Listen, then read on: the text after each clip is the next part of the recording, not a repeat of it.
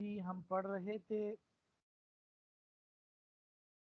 تنازع الفعلان کی بحث پڑھ رہے تھے اور اس میں ہم یہاں تک پہنچ گئے تھے بصریین کے مذہب میں بصریین دوسرے فعل کے عمل کو دوسرے فعل کو عمل دینا اولا اور جائز سمجھتے ہیں اور بہتر سمجھتے ہیں. جائز تو سب سمجھتے ہیں، بہتر سمجھتے ہیں. تو پھر ہم نے آپ کو بتلایا تھا کہ اگر پہلا فعل فاعل کا تقاضا کرتا ہو تو وہاں آپ فاعل کی ضمیر مانیں گے پہلے فعل کے اندر. ٹھیک ہے، فاعل واحد ہو تو واحد کی ضمیر، تثنیہ ہو تثنیہ کی ضمیر، جمع ہو تو جمع کی ضمیر. ٹھیک ہے جی. اور اگر پہلا فعل مفعول کا تقاضا کرتا ہو اور دونوں فعل افعال قلوب میں سے نہ ہو تو آپ فعل اول کے جو مفعول ہے اس کو محذوف مانیں گے. یہ کل سب کے سبق میں بات ہوئی. ٹھیک ہے. اچھا، اب اس میں ایک شک رہتا تھا، وہ یہ ہے کہ اگر پہلا فعل مفعول کا تقاضا کرتا ہو اور دونوں فعل افعال قلوب میں سے، یاد رکھیں افعال قلوب آپ نے ابھی نہیں پڑھے، شاید آپ نے پچھلے سال نومید میں پڑھے ہو. افعال قلوب ان افعال کو کہتے ہیں جو دل کی کیفیت پر دلالت کرے، جیسا کہ عالمہ جاننا، گمان کرنا، ظننا وغیرہ، یہ افعال قلوب کہلاتے. تو افعال قلوب کے لیے دو مفعول آیا کرتے اور افعال قلوب کے دو مفعولوں میں سے کسی ایک مفعول کو حذف نہیں کر سکتے. اسی وجہ سے یہاں افعال قلوب کا جو حکم ہے وہ الگ سے بیان کر رہے. وہ یہ ہے کہ جن دو فعلوں کو جن دو فعل جو پہلا فعل اگر مفعول کا تقاضا کر رہا ہے اور وہ دونوں فعل افعال قلوب میں سے ہے تو ایسی صورت میں جو پہلے فعل کا مفعول ہے اس کو ظاہر کریں گے، اور اس کی وجہ یہی ہے کہ افعال قلوب کہ جو دو مفعول ہوتے ہیں اس میں سے کسی ایک کو حذف کرنا جائز نہیں. ٹھیک ہے. اور اضمار قبل ذکر بھی اس میں جائز نہیں ہے، کیونکہ آپ نے پڑھا ہے اضمار قبل ذکر صرف فاعل کے اندر ہوتا ہے، فاعل عمدہ ہوتا ہے کلام میں، بقیہ کے اندر اضمار قبل ذکر جائز نہیں. ٹھیک ہے جی. جی جی. اس کی مثال ہے جی حسبنی منطلقا وحسبت زیدا منطلقا. اس کی پوری طرح عبارت اس طریقے سے ہے، ذرا سمجھنے کی کوشش کیجیے. یہ شروع اصل میں تھا حسبنی وحسبت زیدا منطلقا. ٹھیک ہے جی. اور دونوں کا جھگڑا اس طریقے پر تھا، ٹھیک ہے، کہ دونوں کا جھگڑا تھا منطلقاً کے اندر جھگڑا تھا. ٹھیک ہے جی. منطلقاً کو جو ہے وہ دوسرا فعل اپنا مفعول ثانی بنانا چاہ رہا تھا. ٹھیک ہے. اور پہلا فعل بھی اس کو مفعول ثانی بنانا چاہ رہا تھا، کیونکہ جو پہلا فعل ہے نا جی اس کا جو مفعول اول ہے وہ یا ضمیر ہے، حسبنی یا، اور دوسرے فعل کا مفعول زیدن ہے. ٹھیک ہے جی. اب یہاں ایک ہی منطلقاً ذکر تھا، دونوں کے اندر جھگڑا تھا. ٹھیک ہے جی. اور لہذا ہم نے کیا کیا، بصریوں کے مذہب پر عمل کیا اور ہم نے منطلقاً کو اس طرح زیدن کے بعد ایسے حسبنی کے بعد بھی اس کو ذکر کیا تاکہ فعل قلوب کے دونوں افعال قلوب کے دونوں مفعولوں کا ذکر ہو جائے. حاسبہ کا مطلب ہوتا ہے گمان کرنا، یہ بھی افعال قلوب میں سے. ٹھیک ہے جی. تو حاسبنی منطلقاً کا مطلب کہ زید نے مجھے چلنے والا گمان کیا، وہ حاسب تو زیدن منطلقاً، اور میں نے زید کو چلنے والا گمان کیا. ٹھیک ہے جی. تو منطلقاً کو ہم نے ظاہر کر دیا حاسبنی کے بعد. ٹھیک ہے جی. تو یہ بات آ گئی. اب اس کا ترجمہ دیکھ کے فرماتے ہیں وَإِنْ كَانَ الْفِعْلَانِ، اور اگر دونوں فعل من افعال القلوب افعال قلوب میں سے ہو، یجب اظہار المفعول للفعل الاول، تو فعل اول کے لیے مفعول کو ظاہر کرنا واجب ہے. کما تقول، جس طرح آپ کہیں گے حسبنی منطلقا وحسبت زید منطلقا، اس طرح کہیں گے، منطلقا کو ہم ذکر کریں گے. فرماتے اذ لا يجوز حذف المفعول من افعال القلوب، کیونکہ افعال القلوب سے آپ مفعول کو حذف کرنا بھی جائز نہیں ہے، اور وہاں پر وہ اضمار المفعول قبل ذکر، اور اضمار قبل ذکر بھی جائز نہیں ہے کہ آپ مفعول کی ضمیر اب ایسے موقع پر ذکر کریں کہ وہاں مرجع کا ذکر ہی نہ ہوا ہو۔ کچھ سمجھ آیا کہ نہیں آیا؟ ہاں جی سمجھ آ رہا ہے جی؟ جی آ رہا ہے استاد جی۔ ٹھیک ہے جی، چلے یہ بات ہو گئی جی۔ اچھا جی، اب ہم آگے، یہاں تک تو بصریوں کا مذہب آپ نے پڑھ لیا۔ خلاصہ بصری مذہب کا یہ ہے کہ 3 صورتیں بصری کے مذہب میں آپ نے پڑھ لی۔ دوسرے فعل کو عمل دینے کے بعد اگر پہلا فعل فاعل کا تقاضا کر رہا ہو ضمیر دیں گے، اگر مفعول کا تقاضا کر رہا ہو تو اگر افعال قلوب میں سے نہ ہو آپ مفعول کو حذف مانیں گے، اور اگر آپ افعال قلوب میں سے ہو تو مفعول کو ذکر کریں گے۔ یہ خلاصہ ہے اس کا۔ اب ہم آتے ہیں کوفیوں کے مذہب کے اوپر۔ ٹھیک ہے جی، کوفیوں کا مذہب یہ تھا کہ کوفی یہ سمجھتے تھے کہ فعل اول کو عمل دینا اولا اور بہتر ہے۔ ٹھیک ہے جی، اچھا جی، تو لہٰذا اب ہم شروع کرتے ہیں کوفیوں کا مذہب۔ کوفی حضرات یہ فرماتے ہیں علماء کوفہ کہ بھئی اگر ہم پہلے فعل کو عمل دیں گے تو اب دوسرا فعل 2 حال سے خالی ہے۔ دوسرا فعل یا فاعل کا تقاضا کرے گا یا مفعول کا تقاضا کرے گا۔ اگر دوسرا فعل فاعل کا تقاضا کرے تو ہم دوسرے فعل کے اندر فاعل کی ضمیر لائیں گے، جس طرح بصریین کا مذہب تھا وہی بات۔ مثلا ہم یہ کہیں گے ضربنی و اکرمنی زید، زید فاعل ہو جائے گا ضربنی کے لیے، اکرمنی کا فاعل ہوا ضمیر ہوگا۔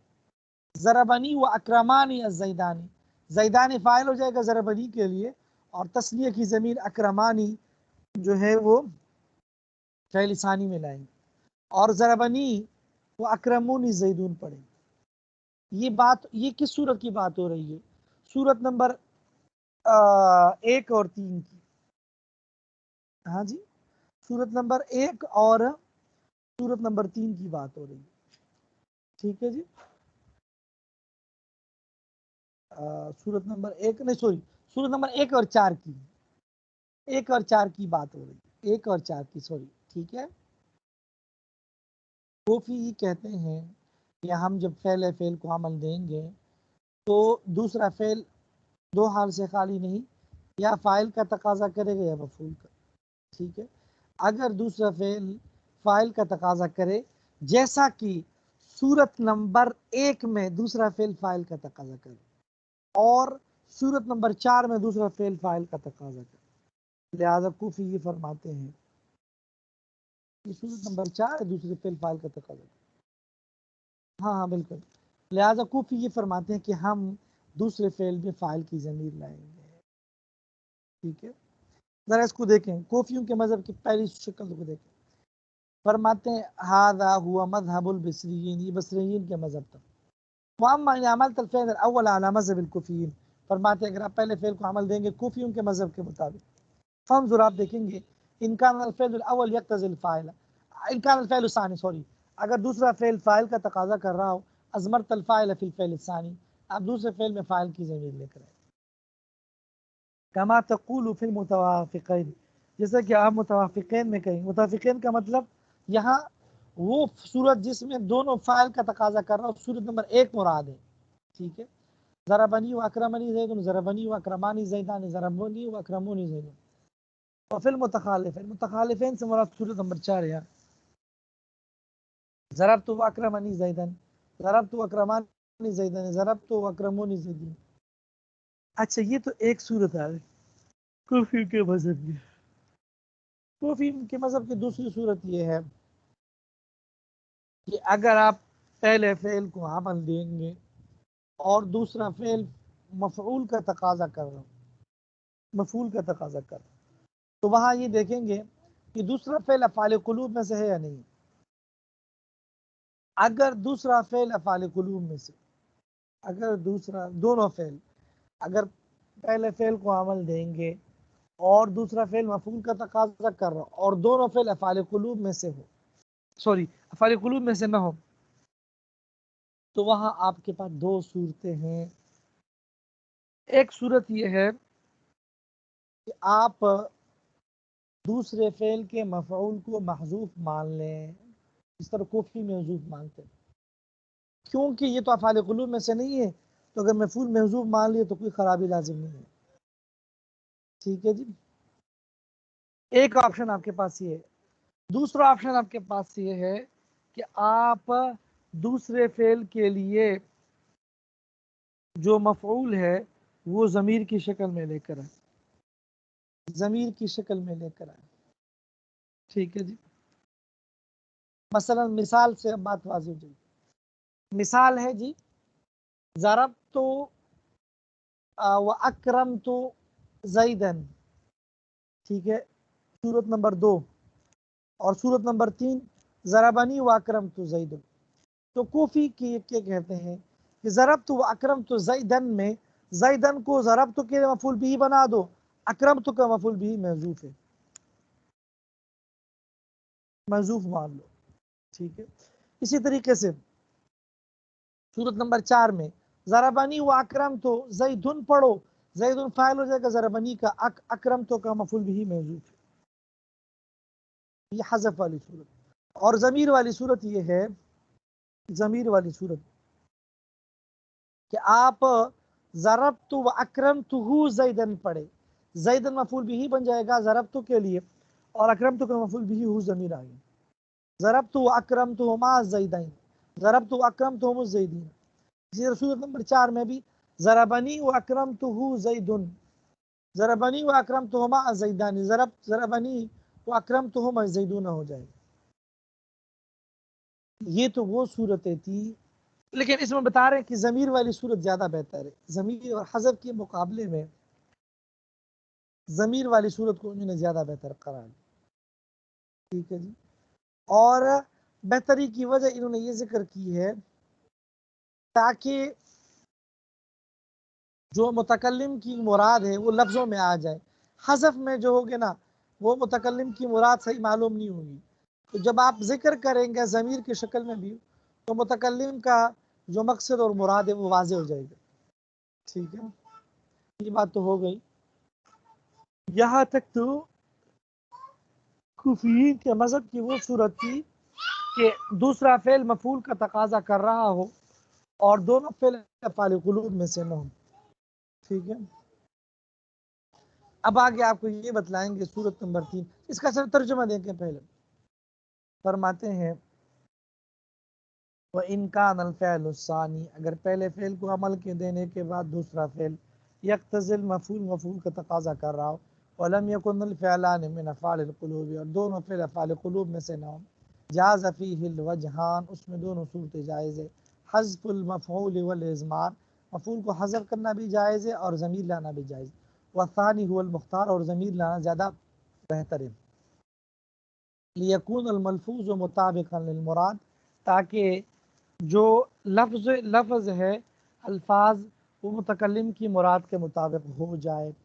اب آپ کو مثالیں دیں. فرماتے اما الحذف، حذف کی مثال کما تقول فی المتوافقین، جس طرح کہ آپ صورت نمبر 2 میں کہیں گے ضربت واکرمت زیدن، ضربت واکرمت زیدین، ضربت واکرمت الزیدین. اب اس میں زیدین، زید وغیرہ یہ فعل اول کے لیے مفعول بھی ہے اور فعل ثانی کا مفعول بھی محذوف ہے. تو فعل متخالف ہے. صورت نمبر 4 میں کہیں گے ضربت واکرمت زید، ضربنی واکرمت زید، ضربنی واکرمت زیدان، ضربنی واکرمت الزیدون. واما الاضمار، ضمیر بھی جائز، ضمیر کی شکل میں عبارت ہی بنے گی. فکما تقول فی متوافقین، متوافقین میں آپ یہ پڑھیں گے ضربت واکرمت زیدن، ضربت واکرمت ما زیدن، ضربت واکرمت زیدن. فی المتخالفین، متخالفین میں آپ یہ پڑھیں گے ضربنی واکرمت زیدن، ضربنی واکرمت ما زیدان، ضربنی واکرمت زیدون. یہاں تک تو بات ہوگی. اب آپ کو وہ صورت بتلا رہے ہیں کہ اگر ہم پہلے فعل کو عمل دیں اور دوسرا فعل مفعول کا تقاضا کر رہا ہو اور دونوں فعل افعال قلوب میں سے، ٹھیک ہے جی، وہاں کیا کریں؟ فرماتے ہیں اگر پہلے فعل کو عمل کے دینے کے بعد دوسرا فعل مفعول کا تقاضا کر رہا ہو اور دونوں فعل افعال قلوب میں سے ہو، تو ایسی صورت میں جو دوسرا فعل ہے اس کے مفعول کو ظاہر کرنا ضروری ہے، کیونکہ آپ نے پڑھا ہے کہ جو افعال قلوب کے دونوں مفعول ہوتے ہیں ان میں آپ کسی کو حذف نہیں کر سکتے، ٹھیک ہے جی، جی جی جی جی یہ بات آ گئی۔ اچھا جی، اب اس کی مثال کیا ہے جی؟ اس کی مثال آپ کی کتاب میں بھی لکھی ہوئی ہے، میں ذرا سمجھاتا ہوں آپ کو مثال، پھر اس کے بعد ہم آتے ہیں کتاب کی عبارت کے اوپر۔ اس کی مثال ہے جی، دیکھیں، حسبنی وحسبتہما منطلقین الزیدان منطلقا، ٹھیک ہے، مطلب یہ ہے کہ دو زیدوں نے مجھے چلنے والا گمان کیا اور میں نے ان دونوں کو چلنے والا گمان کیا۔ اصل جھگڑا یہاں تھا منطلقن میں، منطلقن کو حسبنی بھی اپنا مفعول ثانی بنانا چاہ رہا تھا اور حسب تو بھی اس کو مفعول ثانی بنانا چاہ رہا تھا، ٹھیک ہے، لہٰذا ہم نے منطلقن کو حسبنی کے لیے مفعول ثانی بنا دیا، زیدان تو حسبنی کا فاعل ہے، ٹھیک ہے، اور جو حسب تو ہما ہے یہ تو ضمیر اس کا فاعل ہے، ہما مفعول اول ہے، اس کے لیے ہم نے مفعول کو ظاہر کر دیا منطلقین، عبارت ہو گئی حسبنی و حسبتہما منطلقین زیدان منطلق، تو حسبنی فعل یا مفعول بھی ہے، زیدان اس کا فاعل ہے، منطلقن اس کا مفعول ثانی، اور حسب تو فعل ہے، حسب تو فعل ہے اور تو ضمیر اس کا مفعول ہے، ہما مفعول ثانی، مفعول اول ہے، منطلقین مفعول ثانی، ٹھیک ہے۔ یہاں بتلا دیا کہ آپ کسی ایک فاعل کو حذف بھی نہیں کر سکتے، کیونکہ آپ کسی ایک فاعل کو حذف کریں گے تو آپ افعال قلوب کے دو مفعولوں میں سے ایک کو حذف کر رہے ایک کو ذکر کر رہے، جائز نہیں، اور ضمیر بھی نہیں لا سکتے، کیونکہ اگر آپ ضمیر لائیں گے تو وہاں منطلقاً مفرد ہے، تو اگر مفرد کی ضمیر لائیں گے وہ تو ٹھیک ہے مرجع کے مطابق ہے، لیکن جو افعال قلوب کے دونوں مفعول ہوتے ہیں ان میں مطابقت ضروری ہے واحد تثنیہ جمع میں، تو پھر وہ مطابق نہیں ہوگا پہلا اور دوسرا مفعول، اگر تثنیہ لائیں گے دونوں تو مطابق ہوں گے لیکن ضمیر اور مرجع میں مطابقت نہیں ہوگی، ٹھیک ہے جی۔ خلاصہ کوفیین کا مذہب کا یہ ہے کہ اگر پہلے فعل کو عمل دینے کے بعد دوسرا فعل فاعل کا تقاضا کر رہا ہو اس کے اندر فاعل کی ضمیر لے کر آئیں گے، یہ تو بہت آسان ہے، اور اگر دوسرا فعل مفعول کا تقاضا کر رہا ہو اور دونوں فعل افعال قلوب میں سے نہ ہو، دونوں فعل افعال قلوب میں سے نہ ہو تو وہاں آپ مفعول کو حذف بھی کر سکتے ہیں، ضمیر بھی لا سکتے ہیں، لیکن ضمیر کو لانا بہتر ہے، اور اگر دونوں فعل افعال قلوب میں سے ہو تو وہاں پر دوسرے مفعول کو ظاہر کرنا واجب ہے، یہ خلاصہ کوفیین کے مذہب۔ اگر عبارت دیکھیں فرماتے ہیں جی، عبارت دیکھیں فرماتے ہیں وَأَمَّا إِذَا كَانَ الْفِعْلَانِ، اور رہی وہ صورت جب دونوں فعل من افعال القلوب افعال قلوب میں سے ہو فلا بد من اظہار المفعول، وہاں مفعول کو ظاہر کرنا ضروری ہے، کما تقول، جس طرح آپ کہیں گے حسبنی وحسبتہما منطلقین الزیدان منطلقا، اور فرماتے یہ اس لیے وذالک، اور یہ اس لیے لأن حسبنی وحسبتہما تنازعا فی مطلقا،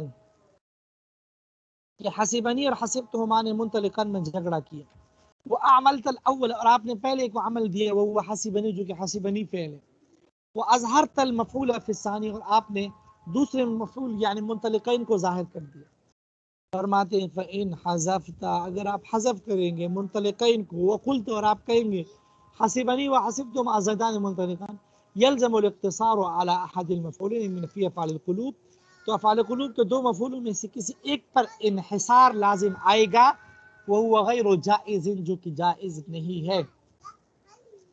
وَإِنْ أَزْمَرْتَ، اور اگر آپ دوسرے فعل کو مفعول کی ضمیر دیں گے، فلا يخلد، تو دو حال سے خالی نہیں، من ان تضمر مفردا، یا تو آپ مفرد کی ضمیر دیں گے، فرماتے اگر آپ مفرد کی ضمیر دیں گے وہ تقول، اور آپ کہیں گے حسبنی وحسبتما ایاہ زیدان منطلقا، فرماتے ہیں حینئذ لا یکون مفعول ثانی مطابقا للمفعول الاول، مفعول ثانی مفعول اول کے مطابق نہیں ہوگا، وہما فی قولک حسبتما، اور وہ حسبتما میں ہما کا لفظ ہے، ولا يجوز ذلك، اور یہ جائز نہیں، او ان تضمر مثنى، یا آپ تثنیہ کی ضمیر دیں گے، وہ تقول، اور آپ کہیں گے حسبنی وحسبتما ایاہما زیدان منطلقا، فرماتے وحینئذ یلزم عود ضمیر المثنى الى لفظ المفرد، ایسی صورت میں تثنیہ کی ضمیر مفرد کی طرف پھیرنی لازم ہے، وہ منطلقا، اور وہ منطلقا ہے الذي وقع فی تنازع، جس میں جھگڑا ہے، وهذا ايضا لا يجوز، یہ بھی جائز نہیں ہے، فرماتے ہیں واذا لم يجوز الحذف والاضمار كما عرفت،